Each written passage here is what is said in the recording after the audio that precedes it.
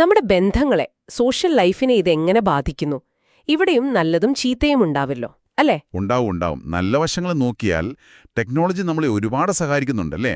ഉം, ദൂരെ താമസിക്കുന്ന വീട്ടുകാരോടും കൂട്ടുകാരോടുമൊക്കെ എളുപ്പത്തിൽ സംസാരിക്കാനും ബന്ധം നിലനിർത്താനും സോഷ്യൽ മീഡിയയും വീഡിയോ കോളുമൊക്കെ നല്ലതാണ്. അതെ. പുതിയ കൂട്ടുകാരെ കണ്ടെത്താനും ഒരേ താൽപ്പര്യമുള്ള ഗ്രൂപ്പുകളിൽ ചേരാനുമൊക്കെ പറ്റും. ഒരു മിതമായ രീതിയിൽ, പ്രശ്നമില്ലാത്ത രീതിയിൽ ഓൺലൈൻ ഇടപെടുന്നത് ഒരു സോഷ്യൽ സപ്പോർട്ട് നൽകുമെന്നും പല സോഴ്സുകളും പറയുന്നുണ്ട്. മെഡ്ക്രേവ്, WHO, MNT ഒക്കെ. കുട്ടികളുടെ കാര്യത്തിൽ ചില ഗെയിംസ് വരെ നല്ലതാണെന്ന് കേട്ടിട്ടുണ്ടല്ലോ. റേസിംഗ് ചിൽഡ്രൻ നെറ്റ്വർക്ക് അത് പറയുന്നുണ്ട്. ചില മൾട്ടിപ്ലെയർ ഗെയിമുകൾ അത് കുട്ടികളെ ഒരുമിച്ച് പ്രവർത്തിക്കാൻ, ടീം വർക്ക് പഠിക്കാൻ സഹായിക്കും. പ്രശ്നങ്ങൾ പരിഹരിക്കാനുള്ള കഴിവ് അതും ചിലപ്പോൾ കൂടും. ശരി. ഓൺലൈനിൽ എങ്ങനെ ആശയവിനിമയം നടത്താമെന്നൊക്കെ അവർ പഠിക്കും. ഓക്കെ.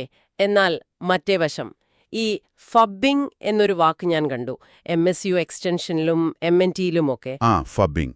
നമ്മൾ ഒരാളോട് സംസാരിക്കുമ്പോൾ ഫോണിൽ നോക്കുന്ന ആ ഒരു ശീലം, അത് ബന്ധങ്ങളെ എങ്ങനെയാണ്? അതൊരു നമ്മൾ വിചാരിക്കുന്നതിലും വലിയ പ്രശ്നമാണ്. നമ്മൾ ചിലപ്പോൾ വെറുതെ നോട്ടിഫിക്കേഷൻ നോക്കുന്നതായിരിക്കും. പക്ഷെ നമ്മൾ സംസാരിക്കുന്ന ആൾക്ക് തോന്നുന്നത് നമ്മൾ അവരെ ശ്രദ്ധിക്കുന്നില്ല, അവർക്ക് വില കൊടുക്കുന്നില്ല എന്നൊക്കെ ആവും. ശരിയാണ്. ഇത് പതിയെ ആ വൈകാരികമായ അടുപ്പം കുറയ്ക്കും, വിശ്വാസക്കുറവുണ്ടാക്കും, ബന്ധത്തിലൊരു തൃപ്തിക്കുറവ് വരും. MSUവും MNTയും ഒക്കെ ഇത് പറയുന്നുണ്ട്. ഇത് ഭാര്യാഭർത്താക്കന്മാർക്കിടയിലൊക്കെ വലിയ പ്രശ്നമാവുമല്ലോ. ആവാൻ സാധ്യതയുണ്ട്. തർക്കങ്ങളുണ്ടാവാം. ചിലപ്പോ പങ്കാളിക്ക് കൂടുതൽ ശ്രദ്ധ കിട്ടുന്നത് ഫോണിനാണെന്ന് തോന്നുമ്പോൾ ഒരു തരം വിശ്വാസവഞ്ചനയായിട്ട് വരെ തോന്നാമെന്ന് MNT പറയുന്നുണ്ട്. ഓഹോ. ആ ബന്ധത്തിന്റെ ഊഷ്മളത കുറഞ്ഞുപോവും. ശരിയാണ്. ഇനിയും സാമൂഹിക കഴിവുകൾ, അതിന്റെ കാര്യമെടുത്താലോ?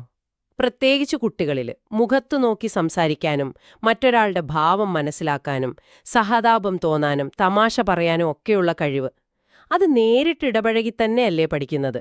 അതെ. Clinical psychology associates, raising children network ഒക്കെ അതാണ് പറയുന്നത്. ഈ കഴിവുകളൊക്കെ വരുന്നത് മുഖാമുഖമുള്ള ഇടപെടലിലൂടെയാണ്. ഈ നോൺ വെർബൽ ക്യൂസ് എന്ന് പറയില്ലേ? വാക്കുകളില്ലാത്ത സൂചനകൾ. അതെ. ഒരു നോട്ടം, ഒരു ചിരി, മുഖത്തെ ഭാവം, ഇതൊക്കെ മനസ്സിലാക്കാൻ പഠിക്കുന്നത് അങ്ങനെയാണ്. പക്ഷേ സ്ക്രീൻ ടൈം കൂടുമ്പോൾ ഈ നേരിട്ടുള്ള ഇടപെടലിനുള്ള അവസരം കുറയാണ്. കുട്ടികൾ സ്ക്രീനിൽ തന്നെ മുഴുകിയിരിക്കും.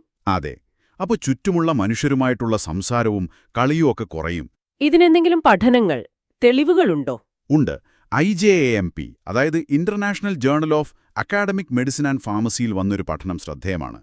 3 തൊട്ട് 7 വയസ്സുവരെയുള്ള കുട്ടികളിലാണ് നടത്തിയത്. ഓക്കെ. എന്തായിരുന്നു കണ്ടെത്തൽ? സഹകരണം, ഉത്തരവാദിത്വം, മറ്റുള്ളവരോടുള്ള ഒരു പരിഗണന, എംപതി, സ്വയം നിയന്ത്രിക്കാനുള്ള കഴിവ്, ഈ വക കാര്യങ്ങളിലൊക്കെ സ്കോർ കുറവാണെന്നാണ്. ആണോ? അതായത് സ്ക്രീൻ ടൈം കൂടുന്നത് കുട്ടികളുടെ സോഷ്യൽ സ്കിൽസിനെ പിന്നോട്ട് വലിക്കുന്നു എന്ന് പറയാം. ഒരു പരിധിവരെ അതേന്ന് പറയാം.